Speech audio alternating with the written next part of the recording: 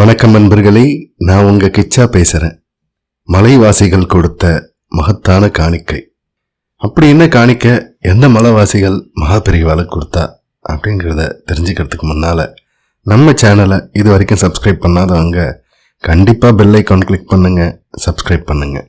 சதாரா அருகில் உள்ள லட்ஜன்கட் என்ற மலையில் சமர்த்த ராமதாஸ் சுவாமிகள் கோயில் இருக்கிறது. செங்குத்தான மலையில் சிரமப்பட்டு ஏறினார் மகாபெரியவா. அந்த மலையில் ஐயாபுவா, அண்ணாபுவா என்ற இனங்களைச் சேர்ந்த மலைவாசிகள் வாழ்ந்து வருகிறார்கள். மலையேறி வந்திருக்கும் மகாபெரியவாளுக்கு காணிக்கை செலுத்த வேண்டுமே, காசு பணம் ஏது மலைவாசிகளிடம். செழுமையான வாழை தோட்டங்கள் நிறைந்த மலை. அவர்கள் உணவும் வாழையை மூலப்பொருளாகவே கொண்டதுதான்.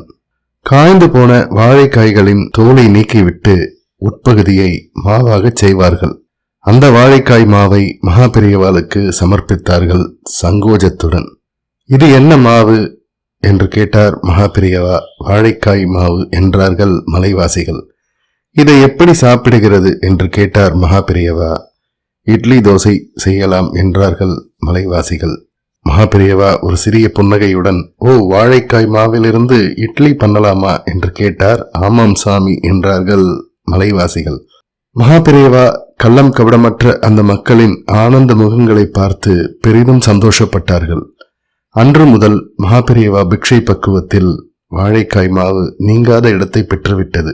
தானியங்களால் ஆன உணவை முற்றிலுமாக நிறுத்திவிட்டிருந்த மகாபெரியவாளுக்கு வாழைக்காய் மாவு ரொம்பவும் கை கொடுத்தது. ஐயாபுவாவும் அண்ணாபுவாவும் நம்மை காட்டிலும் மிக உயர்ந்த நிலையில் இருக்கிறார்கள். ஆம், அவர்கள் மலை சிகரங்களில் அல்லவா வாழ்கிறார்கள். ஜெய ஜெய சங்கர ஹர ஹர சங்கர. இந்த பதிவு உங்களுக்கு பிடிச்சிருந்தா லைக் பண்ணுங்க, ஷேர் பண்ணுங்க, கமெண்ட் பண்ணுங்க. மறக்காம பெல் ஐகான் கிளிக் பண்ணுங்க, சப்ஸ்கிரைப் பண்ணுங்க. நன்றி அன்பர்களே.